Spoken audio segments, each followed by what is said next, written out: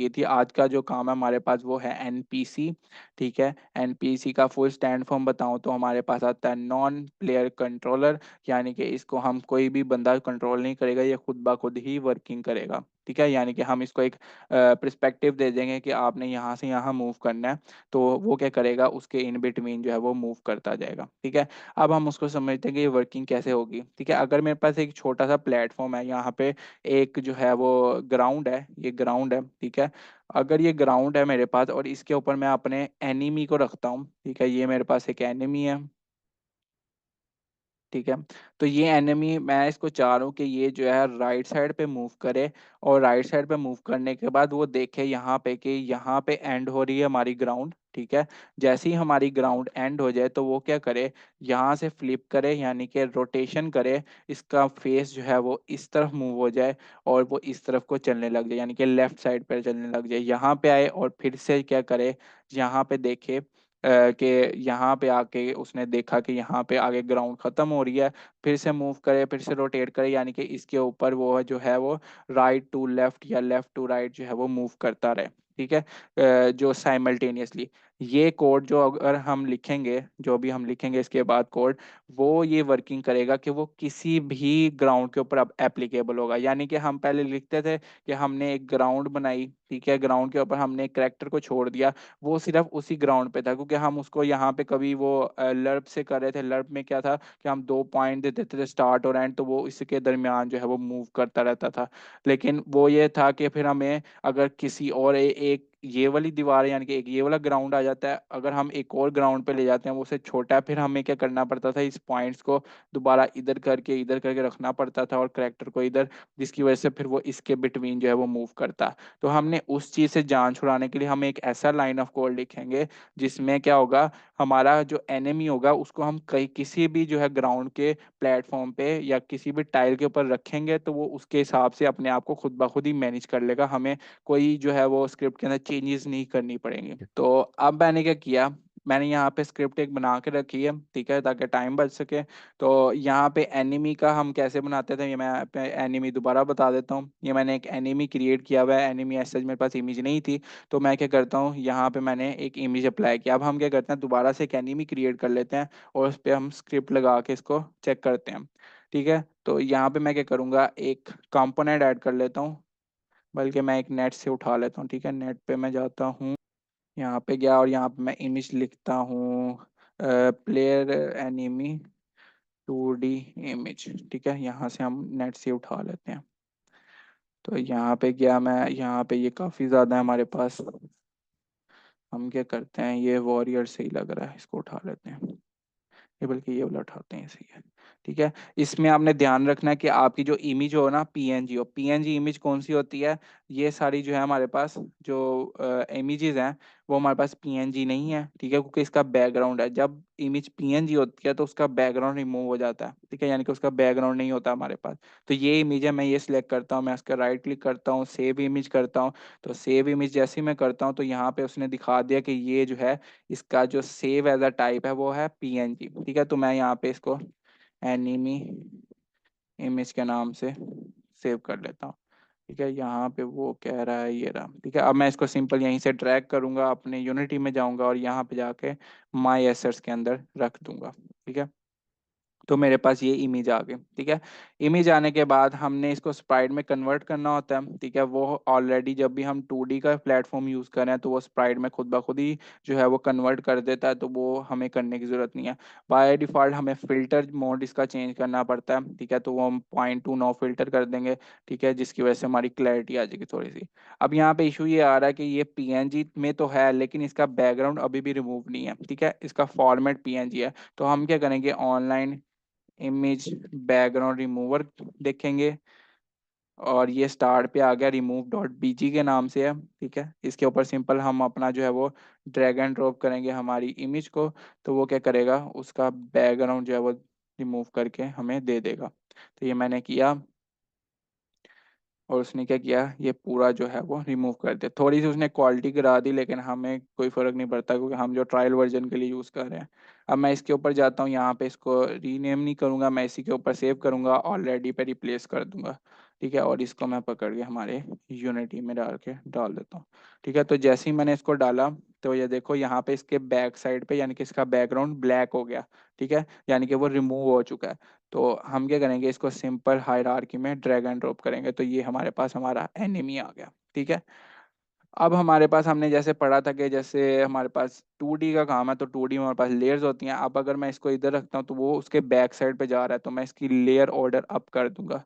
ठीक है, तो जिसकी वजह से वो ऊपर आ गया। ठीक है, और इसका मैं साइज भी थोड़ा छोटा करता हूँ। ठीक है, तो उसके लिए मैं यहाँ पे जाऊँगा, यहाँ पे पिक्सेलिट तो है, मैं इसको 18 का बना दूंगा। ठीक है, हमारा जो सारा चल रहा है काम वो 18 पे चल रहा है, तो जब 18 पे आया तो ये हमारे पास बड़ा हो गया। ठीक है, अब इससे हमें एक चीज पता चली कि जब भी हम कोई इमेज जो है नेट से उठा रहे हैं, ठीक है, जो हमारे टाइल मैप में नहीं थी, नेट से हमने उठाई है, उसका अगर हम पिक्सल यूनिट चेंज करें तो वो उसके हिसाब से होगा, उसके इमेज के साइज के हिसाब से होगा। ठीक है, तो इसलिए फिर हमें यहाँ पे उस एक्सपेक्ट से इसको जो है वो चेंज करना पड़ेगा कि हमें कितना चाहिए। हम यहाँ पे इसको स्केल भी कर सकते थे, लेकिन यहाँ से जो है वो हमें एक और तरीके पता चल गया कि हमने किस तरह जो है वर्किंग करनी है। ठीक है, तो इतना साइज में भी ठीक है हमारे लिए, तो हम क्या करते हैं, इस साइज को यूज कर लेते हैं। ठीक है, अब यहाँ पे अगर मैं देखूं इसको गौर से, तो ये बाइनरी हुआ है, तो अगर मैं इसको नो फिल्टर करूं और अप्लाई करूं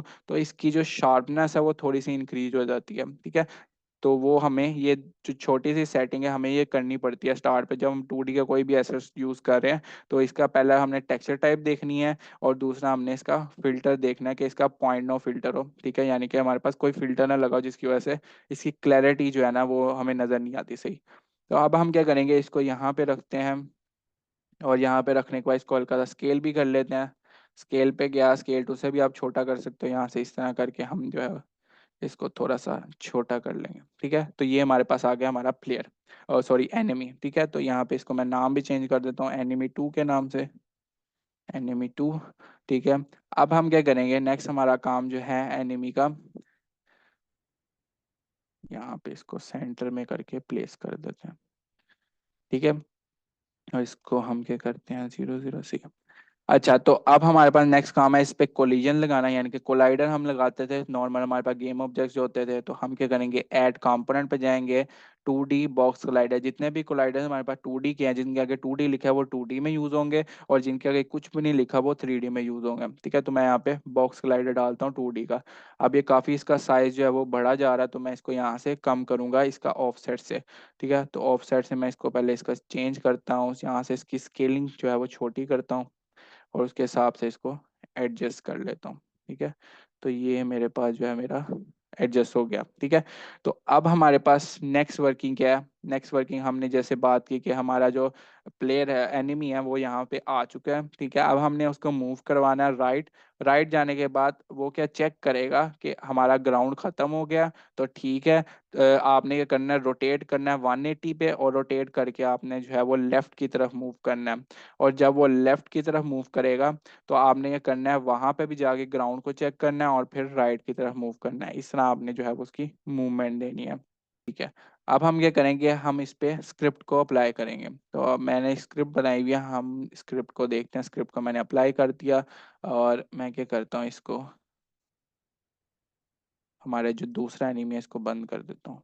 ठीक है, ठीक है, स्क्रिप्ट को हमने अप्लाई कर दिया। अब जैसे हमने आरबी की बात की थी कि हम रिजिड बॉडी से मूव करवा रहे थे अपने प्लेयर को, ठीक है, प्लेयर की स्क्रिप्ट देखी थी, वैसे ही अब हम इसको भी रिजिड बॉडी से ही मूव करवाएंगे। तो उसके लिए हमें एक रिजिड बॉडी भी चाहिए होगी, तो रिजिड बॉडी 2D का हम इसमें यूज करेंगे। सिंपल हमने बस लगा देनी है, और इसकी फ्रीज कर देनी है रोटेशन जेड एक्सिस की तरफ। ठीक है, तो हम असल में जेड एक्सिस हमारा बिल्कुल सामने, तो ये रोटेशन कुछ इस तरह की देगा कोई हमारे पास है।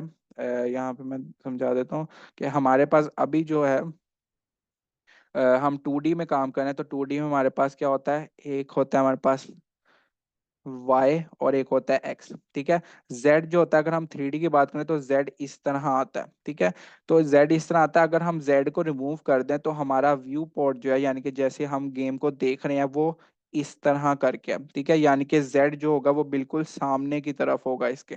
तो z अगर सामने की तरफ है तो इसकी रोटेशन अगर हमने देखी हो कि जेड की हमेशा हर एक्सिस की रोटेशन उसके अलोंग होती है। अगर वाई में देखें तो वाई की रोटेशन कुछ इस तरह बनती है हमारे पास, ठीक है, एक्स की रोटेशन कुछ इस तरह बनती है, और जेड की रोटेशन जो होगी वो हमारे पास कुछ इस तरह बनेगी, ठीक है, व्यू के हिसाब से। तो हमने क्या किया, यहाँ से अगर जेड को फ्रीज कर देते हैं तो हमारा प्लेयर जो होगा, अगर हमारे पास सामने ऐसे विजुअलाइज हो रहा है हमारा प्लेयर, मैं कलर चेंज कर देता हूँ, हमारा प्लेयर अगर इस तरह विजुअलाइज हो रहा है हमें, ठीक है, बिल्कुल सामने, तो वो क्या करेगा, उसकी जो रोटेशन होगी, जेड एक्सिस हमारा बिल्कुल सामने की तरफ है, ठीक है, हमारी तरफ पॉइंट हो रहा है जेड एक्सिस, तो वो क्या करेगा, इस तरफ मूव करने की रोटेशन और इस तरफ मूव करने की रोटेशन उसकी बंद कर देगा, ठीक है, ठीक है, यानी कि वो आगे की तरफ भी नहीं रोटेट कर सकता और बैक साइड के अंदर भी रोटेट नहीं कर सकता। अच्छा, तो हम क्या करते हैं, हम इसको लगाते हैं, इसकी जो है वो रोटेशन, हमने रिजिड बॉडी लगा दिया, अब हम इसकी जो है वो फ्रीज कर दी हमने इसकी पोजीशन, सॉरी, रोटेशन को जेड एक्सिस पे। अब हम इसकी स्क्रिप्ट देखते हैं कि स्क्रिप्ट में क्या चल रहा है। स्क्रिप्ट में आया, स्क्रिप्ट मैंने पहले से बना के रखी हुई है, ठीक है, इससे थोड़ी सी हमारे जो है वो काम तेज हो जाएगा, इसलिए 2 मिनट रह गए वैसे तो, लेकिन चलो कोई नहीं, हम जितना कवर करते हैं फिर नेक्स्ट में जो है हम इसको बाकी का कवर कर लेंगे। इसमें भी सेम वही हिसाब है, हमने रिजिड बॉडी ली, ठीक है, आरबी के नाम से, और उसको जो है मैंने इनिशियलाइज करवा लिया कि रिजिड बॉडी का कंपोनेंट उठा के हमारे आरबी में रख दें। एक हमने एनिमी की स्पीड ली कि स्पीड से उसने भागना है, एक हमने बूल लिया ट्रू का, यानी कि हमने एक बूल लिया कि आप वो मूव करे, ये हमें बूल बताएगा कि वो राइट साइड पे मूव करे कि लेफ्ट साइड पे, ताकि हम उसकी रोटेशन कर सकें, ठीक है, फंक्शनैलिटी कर सकें।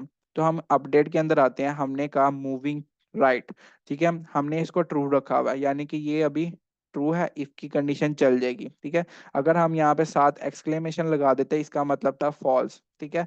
तो हमने क्या किया, यहाँ पे बाय डिफॉल्ट ट्रू किया कि अगर हमारी मूविंग राइट का जो बूल है वो ट्रू है, तो आपने इसको क्या करना है, इसको ये वाली कंडीशन दे देनी है, ठीक है। ये कंडीशन में क्या हो रहा है, आरबी वेलोसिटी, जैसे हमने बात की कि वेलोसिटी से अगर उसको मूवमेंट देनी है तो हम वेक्टर 2 को लेते हैं। ये जो पूरा काम हो रहा है हमारे पास, ये हो रहा है हमारे पास एक्स एक्सिस के अंदर, और ये वाई के अंदर हमने इनिशियल वैल्यू दे दी उसकी वाई की, कि आप जो है वाई की साथ साथ कैलकुलेशन भी जो एज कांस्टेंट है वही इसके अंदर रखते जाना, ठीक है, ताकि एक स्मूथनेस आ जाए बीच में, वो अटके ना हमारे वाई के अंदर। तो हम क्या करेंगे, एनिमी स्पीड दे दी हमने कि स्पीड से एनिमी को मूव करवाना है आपने, और टाइम डॉट डेल्टा टाइम दे दिया कि आपने जो है वो एक स्मूथनेस रखनी है स्पीड के अंदर भी, ठीक है। ये इफ की कंडीशन अभी तक चलती रहेगी, ठीक है। चलने के बाद हमने यहाँ पे यूज किया private point on trigger enter, ठीक है। ट्रिगर का हमें मतलब पता है कि जब भी हम ट्रिगर फंक्शन यूज करते हैं तो हम कोलिजन डिटेक्शन चेक करते हैं कि हमारे पास कोलाइड होता है या नहीं होता, ठीक है। तो हम ऑन कोलिजन एंटर भी यूज कर सकते थे, ऑन कोलिजन एग्जिट भी, ऑन कोलिजन होल्ड भी, ठीक है, ये इसके सारे फंक्शन है, ठीक है। तो हम यहाँ पे ऑन क्लियर एग्जिट का फंक्शन यूज करें। एग्जिट का मतलब है कि जब हमारी ऑन कोलिजन कोलिजन होते होते होते एग्जिट हो जाएगी, ठीक है, जब उसको पता लगेगा जहाँ पे एज पे कि यहाँ पे कोई चीज नहीं है, यहाँ पे हमारा ग्राउंड नहीं है, खत्म हो गया, तो वो एग्जिट फंक्शन रन कर देगा उसी टाइम, ठीक है। एक बच्चा है, उसके पास एक लकड़ी है, ठीक है, अब वो एक दीवार लेता है, दीवार के साथ साथ वो लकड़ी को लगाते जाता है, ठीक है, तो वो लकड़ी जो है वो दीवार के साथ लगती रहती है, जब तक लगती रहेगी हमारा जो है वो, यहाँ पे अगर मैं इस तरह बनाऊं तो वो दीवार के साथ हमारी जो है वो लकड़ी लगती जा रही है, लगती जा रही है, लगती जा रही है। जहां वो दीवार एंड होगी ना, जहां वो दीवार एंड होगी वहां पे हमारे पास जो हमारा ये ऑन कोलिजन एग्जिट का फंक्शन है, यानी कि वो कह रहा है कि एग्जिट कब होगा, तो वो एग्जिट वाला फंक्शन चलेगा, ठीक है। यानी कि वो तब तक डिटेक्ट नहीं करेगा, वो क्या कह रहा है कि जब तक दीवार के साथ हमारी स्टिक अटैच है, टच हुई हुई है, चलती जा रही है, टच होते हुए टच होते हुए, तब तक ये नहीं चलेगा। जैसे ही हमारी दीवार से स्टिक हटती है, या अगर सेंटर में हम इसको हटा देते हैं, साथ ही वो जो है ये इसको हमारे एग्जिट को कॉल कर। अच्छा, तो अब हम इसको जो है इम्प्लीमेंट करते हैं। हमने क्या किया, यहाँ पे हमने एक दीवार के बाद स्टिक बनाई थी हमने, ठीक है, यहाँ पे हमने एक स्टिक बनाई थी, तो इसी तरह ही हम एक स्टिक की तरह एक कोलाइडर भी लगाएंगे इस पे, ठीक है। तो हम क्या करेंगे, हमारे एनिमी पे आए, एनिमी के गेम ऑब्जेक्ट पे, वहां पे हम इसके इंस्पेक्टर में एक 2D का बॉक्स कोलाइडर लगाते हैं। कोलाइडर पे लगाने के बाद हम क्या करेंगे, इसको एडजस्ट करते हैं। एडजस्ट हम करेंगे इसके फ्रंट पे, तो हम क्या करते हैं, इसको इस तरह छोटा साइज करके और कुछ इस तरह का करके, मैं इसको क्या फ्लिप कर देता हूँ ताकि इस तरफ आए राइट साइड पे, ठीक है। और हम इसको जो है मूव करते हैं, ठीक है। तो इसको हमने यहाँ से इस तरह एडजस्ट किया और यहाँ से इसको थोड़ा आगे, ठीक है, हमने इसको लास्ट पे रख दिया, कि जब भी हमारा जो है इस तरह वर्किंग होगी, यानी कि ये एज अ स्टिक हमारी वर्किंग करेगा, ये जो हमारा बॉक्स स्लाइडर होगा ये इसको डिटेक्ट करता रहेगा हमारे ग्राउंड को। ठीक है, हमने यहाँ पे ऊपर कंडीशन लगाई हमारे इसके अंदर कि अदर डॉट कंपेयर टैग करे ग्राउंड। ठीक है, जो दूसरा ऑब्जेक्ट है ये उसको कंपेयर टैग करता रहेगा, कोलाइड करता रहेगा, अगर वो ग्राउंड है तो ये वर्किंग जो है वो इफ की कंडीशन चलेगी। ठीक है, तो यहाँ पे क्या करेगा, इफ की कंडीशन चलती रहेगी और चलने के बाद वो क्या करेगा, डिटेक्शन देता जाएगा। और जैसे ही एंड आया तो एंड आने के बाद वो क्या करेगा, मूव राइट के अंदर वो क्या करेगा, नॉट मूव राइट, यानी कि वो जो भी मूव राइट की हमारी अगर ट्रू हुई हुई तो वो उसको फॉल्स कर देगा, अगर फॉल्स हुई हुई वो ट्रू करके इसके अंदर स्टोर कर देगा, जिसकी वजह से हमारी जो है ये वाली कंडीशन चल जाएगी। ठीक है, अब इस कंडीशन के हमारे पास क्या है कि अगर मूव राइट है हमारे पास, ठीक है, अगर ये ट्रू है तो वो क्या करेगा, हमारी रोटेशन ट्रांसफॉर्म डॉट रोटेशन किया। अब यहाँ पे हम रोटेट नहीं यूज कर रहे क्योंकि रोटेट एक फंक्शन है। फिर से जैसे मैंने कहा था कि जब हम वेरिएबल यूज करते हैं, ये रोटेशन का वेरिएबल है, तो उसको हम हमेशा इक्वल करके उसके अंदर वैल्यू रखवाते हैं। तो हमने क्या किया, क्वार्टरनियन हमने यूज किया, क्वार्टरनियन डॉट आइलर। ठीक है, ये क्वार्टरनियन एक क्लास है, डॉट आइलर उसका एक फंक्शन है। ठीक है, ये यूज किस लिए होता है कि हमने किसी भी ऑब्जेक्ट के अंदर एग्जैक्ट वैल्यू रखनी हो। अगर हमने जैसे सपोज ये यूज किया हमने फंक्शन, आगे हमने इसके 3 पैरामीटर दे दिए। ठीक है, ये 3D में भी 3 पैरामीटर लेता है और 2D में भी 3 पैरामीटर ही लेगा। तो हमने इसके अंदर 0 0 0 कर दिया। ठीक है, यानी कि इसने सारी इसकी रोटेशन में हमारे इंस्पेक्टर के पास गया, जब ये लाइन ऑफ कोड चलेगा तो जाने के बाद उसने क्या किया, हमारी रोटेशन के अंदर सब में 0 0 कर देगा। ठीक है, अब अगर हमारे पास यहाँ पे हम सपोज करें कि हमारा मूव राइट जो है वो फॉल्स हो जाता है। ठीक है, ये ट्रू की कंडीशन थी, अगर ट्रू होगा तो इसमें आ जाएगा, अगर फॉल्स होगा तो वो एल्स की कंडीशन चलाएगा। ठीक है, तो जब एल्स की कंडीशन चलाएगा तो वो क्या करेगा, हमारे इसमें 180 रखवा देगा वाई एक्सिस के अंदर। ठीक है, तो वाई एक्सिस के अंदर अगर हम 180 रखें तो ये क्या करेगा, यहाँ पे हमारी जो है वो पोजीशन को पूरा रोटेट कर देगा। ठीक है, तो ये वाला काम हम बाय स्क्रिप्ट करवाएंगे इससे, कि बाय स्क्रिप्ट जो है इसकी कैसे वर्क होता है। ठीक है, हम क्या करेंगे, हमें पता है कि यहाँ पे एक सेटिंग अभी हमारी रहती है, वो ये है कि जब भी हम ट्रिगर का फंक्शन यूज करते हैं तो हमें जो भी नेक्स्ट होता है कोलाइडर, यानी कि उस जो भी हमारे पास बॉक्स स्लाइडर लगा है उसका इस ट्रिक ऑन करना पड़ता है, अदरवाइज हमारा वर्क नहीं करता। तो हम क्या करेंगे, इसका इस ट्रिक जो भी हमारी आगे जो स्टिक है उसका इस स्टिक हम ओपन कर देंगे, ऑन कर देंगे, जिससे वो कोलिजन डिटेक्शन करने लग जाएगा। ठीक है, ये काम करने के बाद हम अपनी ग्राउंड देखेंगे। ये हमारे पास ग्राउंड का पैनल हमने बनाया हुआ था। ठीक है, इस ग्राउंड के पैनल पे हम क्या करेंगे, इसका टैग ग्राउंड कर देंगे ताकि वो हमारी कंडीशन के अंदर जा सके। ठीक है, ये करने के बाद हम इसको अब टेस्ट करते हैं। इसकी स्पीड थोड़ी सी मैं इंक्रीज कर देता हूँ और अब हम इसको टेस्ट करते हैं कि ये वर्किंग कर रहा है कि नहीं। तो जैसे ही हमने प्ले किया, अब ये मेरा मूव कर रहा है। ठीक है, वो आगे गया, उसने कोलिजन डिटेक्ट की, फिर मूव किया, फिर वो आगे गया, फिर जैसे ही एग्जिट ऑन हुआ उसने कोलिजन डिटेक्ट की, फिर ये देखो यहाँ पे -180 कर रहा है उसके वाई एक्सिस में, और फिर 80 कर रहा है, फिर -80, सॉरी 0, फिर -80 कर रहा है रोटेशन के। इस तरह करते करते वो जो है वो चलता रहेगा। ठीक है, तो ये हमारे पास था एनपीसी नॉन प्लेयर कंट्रोलर का वर्किंग। ठीक है, अगर हमारे पास ये एनपीसी इधर वर्क कर रहा है तो अगर हम इसको उठा के हमारे किसी भी चीज पे इधर रख देता हूं मैं, तो ये इधर भी सेम वर्किंग करेगा।